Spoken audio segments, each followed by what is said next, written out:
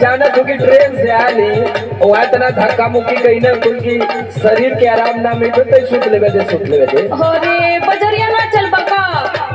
बजरिया ना चल। अरे चलल जाई आराम से बजरिया अब्बा भागे थे बजरिया तो सुनो सुनाओ पहला मुंबई से होली में कमाई के बोलो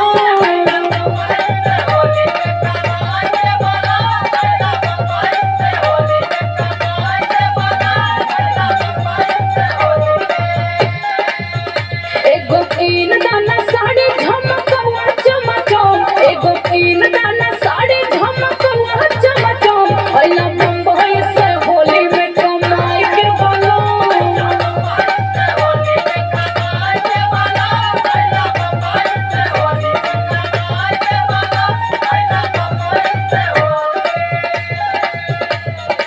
अरे कमाए के आली अब तो के हम सिचुएशन कैसे बताई का हो गई ला सुन ला सुनावा तू का जनबू कमैया के हाल धनिया तू का ऐसा का हो गई हो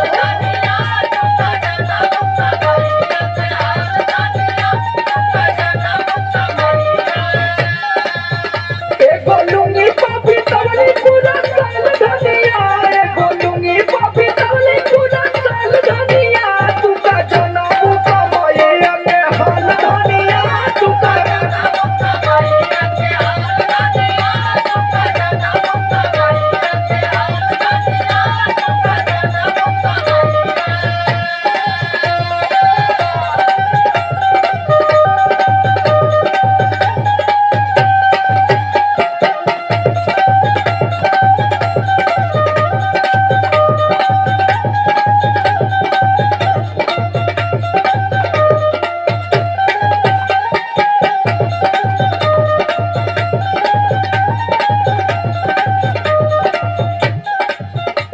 अरे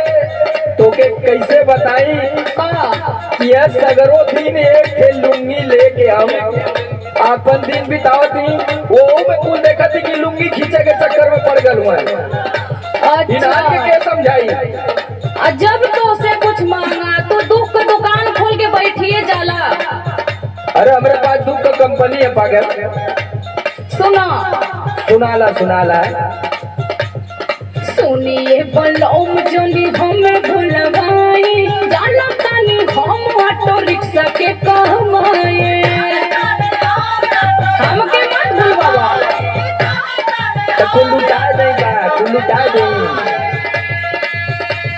तो हम तो सुनी ला कि केहू झूठों बैठ जाला मीटर डाउन कर दा पैसा 50 रुपया बन जाला तू कहला कि पैसा ना मिलत हो अच्छा झूठाई डाउन के दिला अरे ओका ना कुल मीटर गिरा देना 18 रुपया लिख दे अरे तो वो नियम कानून है ना नियम कानून से चलेला गाड़ी सुनिए बलौम जोनी हमें भुलवाई जाना तानी हम ऑटो रिक्शा के कहमाए पायल गोटा वाले लादे रोज बाजे छम छम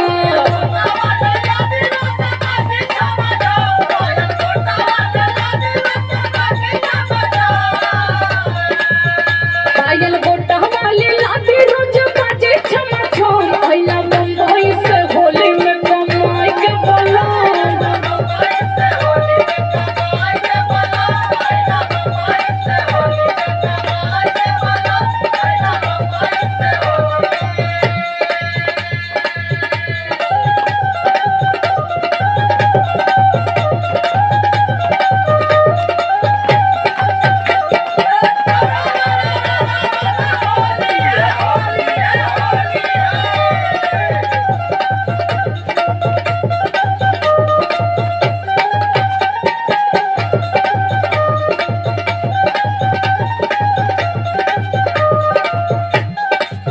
अच्छा ये बताओ का कि यह पैर के चलबी के कोरू रखले है अच्छा तू कया खरीदेला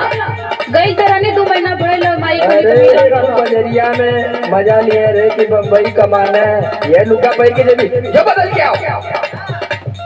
तो चलबा तब पे ना खरीदवाई के तबा सुन का हो तू सजनी होलिया में मुहवा फुलाई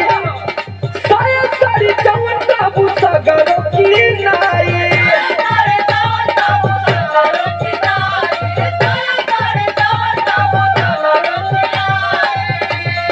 रूसा जनी होलिया में मुहवा फुलाई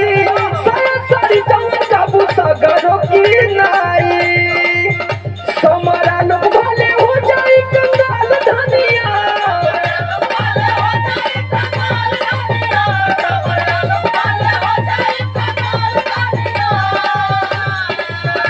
समरा लोग भले हो जाई कंगाल धनिया तू का जनबू कमैया के हाल धनिया तू का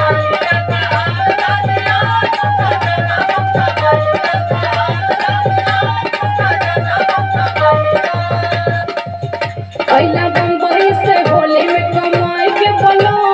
जनबू कमैया के हाल धनिया अइला बम्बई से होली में कमाई के बोलो जनबू कमैया के हाल धनिया अइला बम्बई से होली में कमाई के बोलो जनबू कमैया के हाल धनिया अच्छा चला तैयार हो जा निकला